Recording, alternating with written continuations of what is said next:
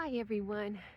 So I'm recording this on New Year's Eve, and I just want to talk a little bit about some biomarkers today. And I can expect everything to be perfect. I mean, I am still um, overweight. Well, I'm actually obese, class 1 obesity. Um, but yeah, I'm working on not being obese anymore. And not every biomarker is going to be perfect, but some things I think I can improve. Now, this doesn't mean that I'm going to keep, you know, trying to lose weight as slow as possible or anything like that, but I'm not going to push myself too far. I know when I can, keep going on a riding a wave, on a roll, or whatever you want to call it. Um, but I also know when um, it's time to kind of treat myself a little bit better for a little while, and then, get back after it. So I have this one more week of treating myself a little bit better. I'm going to not worry about it too much before my birthday, which is on the 7th of January, which I will definitely have a cheat meal on that day. And it will not be a lower calorie day by any stretch of imagination. It will be more than I usually eat, but that can have good effects as well.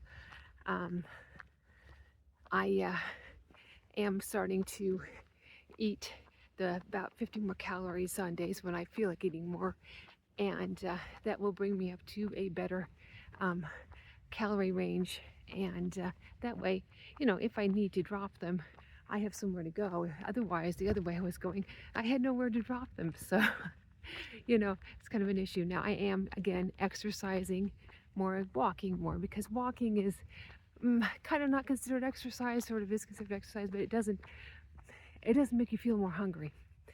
At least it's not supposed to, unless you're like, super power walking or something like that. But at a decent pace, I'm trying to be able to talk to you. So yeah, but I get a fair amount of walking, and I don't want to, so over exercise. That can be too much stress. And so I'm trying not to stress myself, but, push myself a little bit to burn off those extra calories. Now, so the biomarkers. The one I want to talk about today, I did mention yesterday, my pulse, I've noticed over the months, has improved. It used to be like 65, 66, 67, and now it's in the 70s, like the mid 70s. And that is a better biomarker for me. Now, I mean, obviously some people who are super athletes have lower heart rates, but I'm not any kind of athlete at all. So yeah. And by the way, I am also keeping up my strength training. That's very important.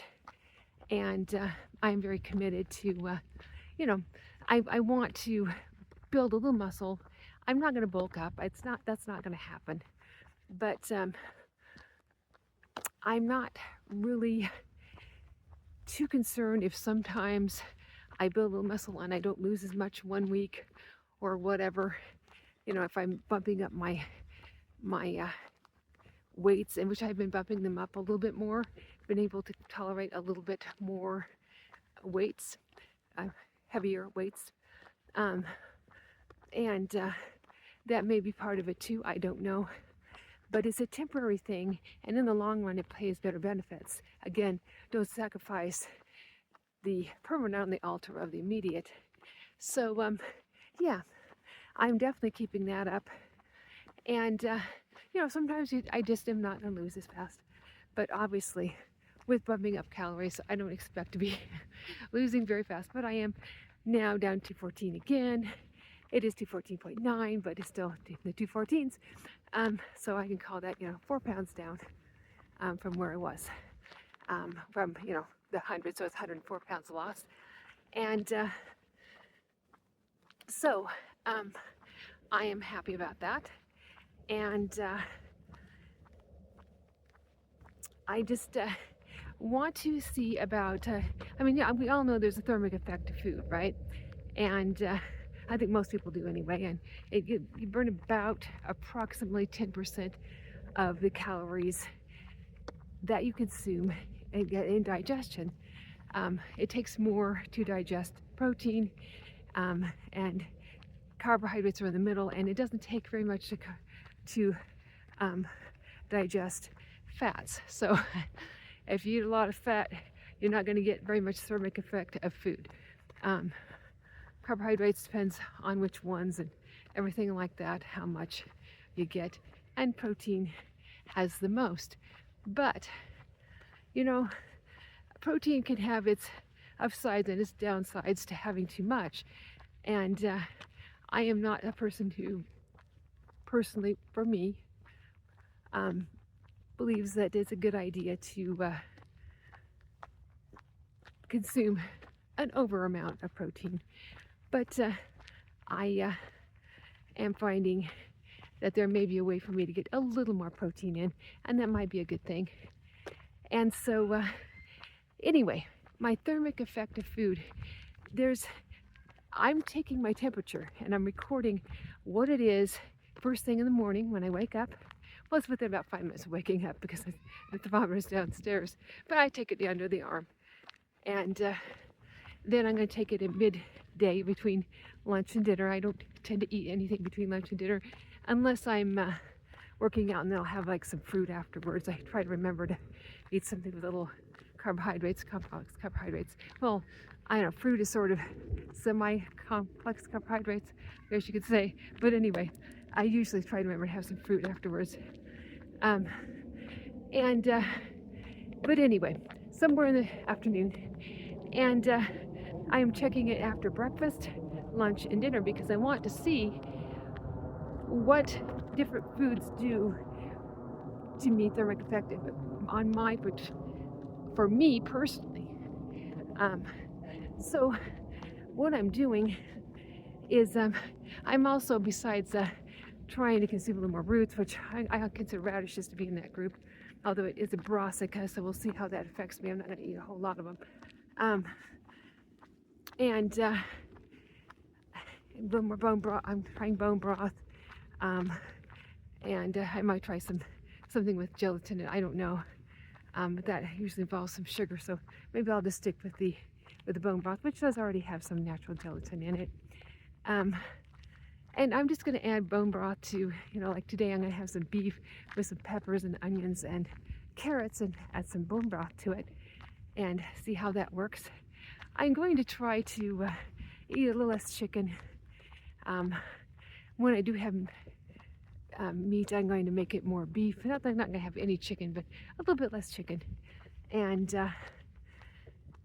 I mean, I'm not expecting this is going to dramatically, make me lose major amounts more weight, but it could be what I need to improve a few biomarkers a bit. So I'm checking my temperature after each meal and seeing what it does. Now I expect that the ones with more protein and more dairy are going to, with more meat type protein, because they don't have, even fruit has some protein, but a good amount of protein, are going to be the ones that have the best thermic effect, and ones with a fair amount of carbs second. Anything that's a high fat meal and not very high in protein or not super high in carbs is probably going to be the least thermic. But I mean, how does something affect me personally? I probably can tell a little bit more about that, and that's what I'm very interested in, is how is this affecting me personally. So that's one that I am working on. I'm also finding that, and I'm still not going to tell you what it is, but this other one biomarker that I was a little concerned about is improving a little bit, and I am very happy about that. And so after my birthday, I will try to get back after it and lose a little bit. Maybe I'll be able to lose a little bit more, but a little so to speak, break from super fast, well, it's not super fast weight loss, but a little more aggressive weight loss is sometimes a good idea. And that's what I felt instinctually I needed to do. Um, like I said, I got some coaching for that way, a little bit on that way too. So, yeah, that's what I'm working on. Like I said, I'm also increasing my dairy a little bit. I'm increasing the amount of eggs I'm eating because I'm not going to be eating as much meat this month either. And so I'll see how that works.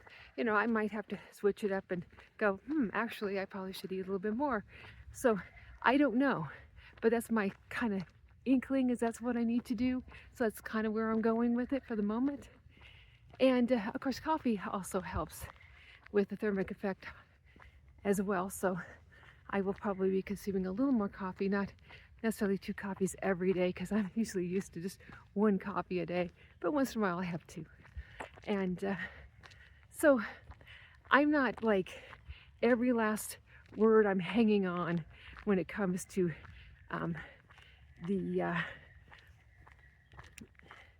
pro-metabolic everything. Like it depends on whose interpretation you're after, because Ray Peat, who this is patterned after, did not have a diet that he recommended or anything. He had things that he liked to eat.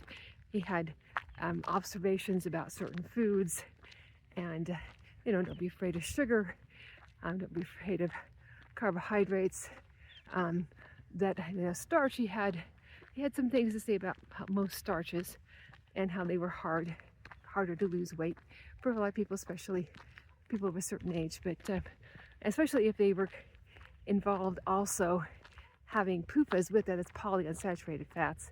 So, I'm not talking about olive oil and avocado oil or coconut oil.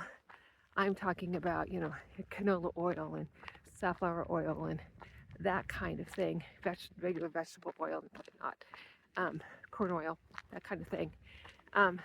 So, yeah, me and French fries and potato chips and whatnot, yeah, no, not so good. Me and a lot of artificial sweeteners, not a real good idea. Mostly cooked vegetables, if they're not fruit vegetables, well cooked, but I don't mean to mush, but cooked well. There are some things I'm not going to be eating more mushrooms. I don't seem to do well with those from a weight loss standpoint, so I don't have those often. But that's me. Everybody has to find out what works for them. I tolerate dairy very well, so I mean, not that I can't get food intolerance if I way overdo it. So I'm not going to way overdo dairy or anything like that. But yeah, I have certain things I tend to tolerate and I tend to do well with. So we'll see how it works out and what I come up with, because sometimes certain things work better for a while and certain things don't work as well. So anyway, it's just kind of feeling it out, checking a few things, seeing how they're going. I'm checking my weight. How is that going? Yeah, sometimes I just am going to retain a little water. There's going to be, certain things that keep me from weighing a little bit less and all that. But I am happy with what I'm doing at the moment for the next 8 days or so. And I'm being patient and saying, okay, I will lose a little bit, and it's going to be worth the small little break that I took from a little more aggressive weight loss. And I'm not going to go with super aggressive weight loss. I mean, just a little, a little more focused, a little more strict will be happening. And because I really would like to get, below 200. I know that I think it's 195 is my, getting below that is then no longer obese. And of course, no longer having that attached to me as a description, really appeals. But I have to work at it to get there. And it doesn't have to be unenjoyable. I am enjoying what I'm doing, and I do get cheat meals, so that makes life even you know more livable. I get to enjoy my birthday and my birthday celebration, and I get to enjoy having something I don't normally eat once in a while. So you all have a great day. Just giving you kind of my take on it, and bye bye. By the way, I just wanted to tell you that I plan on doing a live on Friday, somewhere around noon on Mountain Daylight Time. So if you want to, you can tune in then. Bye bye.